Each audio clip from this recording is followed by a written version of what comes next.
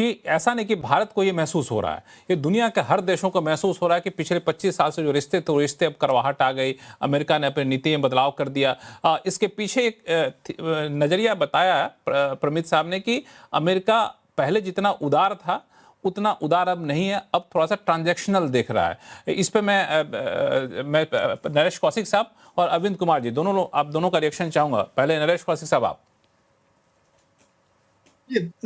असल में क्या है कि हमें अब ये समझना होगा कि हम अमेरिका पर निर्भर नहीं रह सकते। हमें अपने पांव पर खड़ा होना होगा, जिसके लिए तैयारी हो रही है, लेकिन ये तैयारी अभी मुझे लगता है कि कुछ हाफ हार्टेड मुझे दिखती है।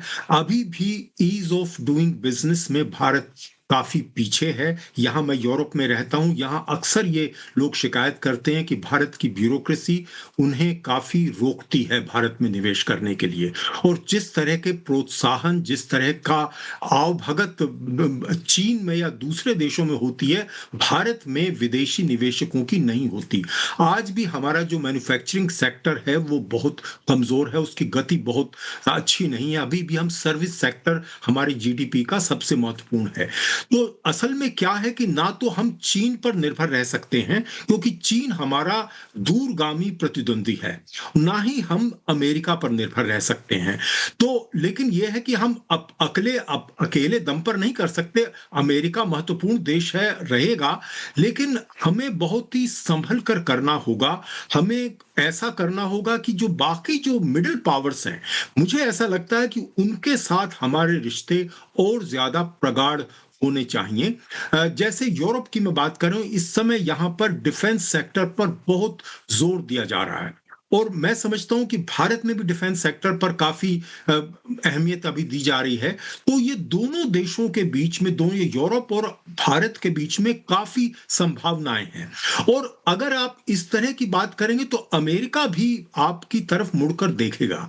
आपको लगेगा कि नहीं, ये जो है ये तो आपस में यूरोप और भारत मिल रहे हैं, तो ये तो हमें नुकसान पहुंचाएंगे। तो अमेरिका को भी फिर देखना होगा कि नहीं, हमें भारत का विश्वास जीतना होगा।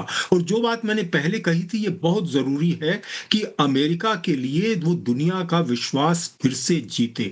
आज कोई दुनिया में अमेरिका पर विश्वास नहीं करता, और कम से कम ये तो कहते हैं कि ट्रंप जब तक वहां सत्ता में है, अमेरिका से किसी भी तरह का हम कोई एग्रीमेंट कर लें, वो लागू होगा कि नहीं, वो बदल जाएगा, इसकी कोई गारंटी नहीं है। तो ये बात हमें समझनी चाहिए। और अल्टीमेटली तो देखिए, हमें अपने पांव पर खड़ा होना जरूरी है। और अमेरिका बिल्कुल नहीं चाहेगा, जैसे उसने अब चीन को आगे बढ़ाने में मदद की, चीन को टेक्नोलॉजी जिस तरह से ट्रांसफर की थी, और खासकर अर्ली 90s में, उससे चीन का बहुत फायदा हुआ, और उसमें क्लिंटन की बहुत बड़ी भूमिका थी। इस तरह का से अब जो है उनको लगता है, ये कहीं ना कहीं ये डर लगता है कि हो सकता है कि भारत भी चीन की तरह से ये ऐसी महाशक्ति के रूप में ना उभर पाए, वो उभर जाए कि हमें खतरा पहुंचाने लगे। और ये बात इसलिए मैं कह रहा हूं कि अमेरिका दरअसल इस समय पतन की तरफ है। अमेरिका का जो राइज होना था हो लिया, अब उसे अपने को संभाल के रख ले, यही बहुत जरूरी है।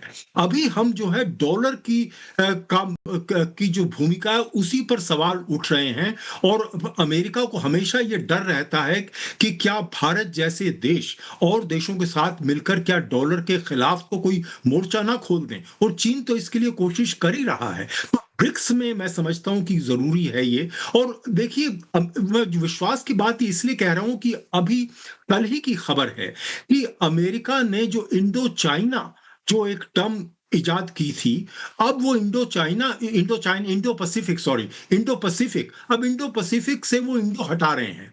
तो ये कहां से आप भारतीयों का विश्वास जीतेंगे?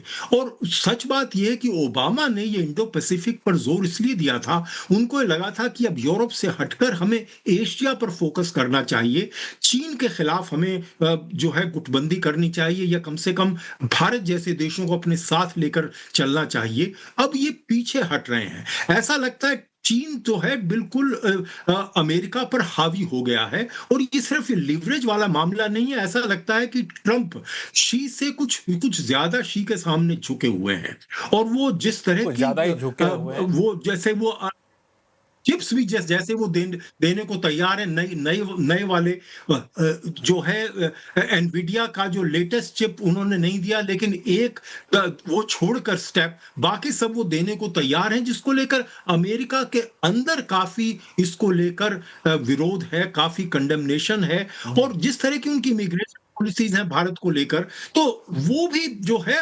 भारतीयों का विश्वास जीतने के लिए उन्हें काफी कुछ करने की जरूरत है। भारतीयों का विश्वास जीतने के लिए काफी कुछ करने की जरूरत है, लेकिन वो इस बात की जरूरत को समझेंगे कि नहीं समझेंगे, एक काफी बड़ा सवाल है। प्रोफेसर अरविंद कुमार साहब, आप इसमें कुछ ऐड करेंगे? इसमें दो बातें मैं रखूंगा। पहला बात तो ये है कि जी अपने आप में कमजोर होता जा रहा है। इटली का कोई रेलिवेंस नहीं रहा है और यूनाइटेड किंगडम का रेलिवेंस भी खत्म हो रहा है। तो अमेरिका को ये बात जानना चाहिए कि G7 जो है, इसका रेलिवेंस, सिग्निफिकेंस, सब चीज जो है कमजोर होता जा रहा है और भारत जो उभर रहा है उसमें कैसे भारत के साथ काम करें। तो भारत और यूएस दोनों को साथ में काम करना होगा। अगर यूएस ये समझता है कि भारत को चाइना के अगेंस्ट में और काउंटर बैलेंस चाइना को करना होगा तो ये गलत है। ये संग्रह डायलॉग में प्रधानमंत्री मोदी जी ने बहुत स्पष्ट वक्त में कह दिए थे कि भारत जो है चाइना को काउंटर बैलेंस कभी नहीं करेगा।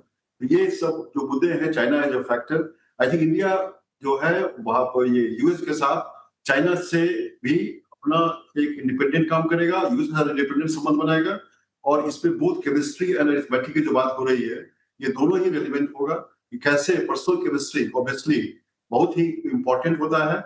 किसी भी दो देशों के ये लीडर्स के बीच में अगर केमिस्ट्री अच्छा होता है तो बहुत सारी बातें जो होती हैं वो बहुत शानदार रूप में आगे बढ़ती है और एक नीति का एक नीति बन जाता है। अभी जो भारत और यूएस के बीच में जो बातें हुई हैं ये बहुत ही अच्छे हुए हैं और ये दोनों देश जो समझते हैं कि कैसे एक दूसरे के पूरक हैं और ये दोनों देश साथ में रखकर कैसे विश्व की समस्याओं को ये सुलझाएंगे, इन पे इनको काम करना होगा।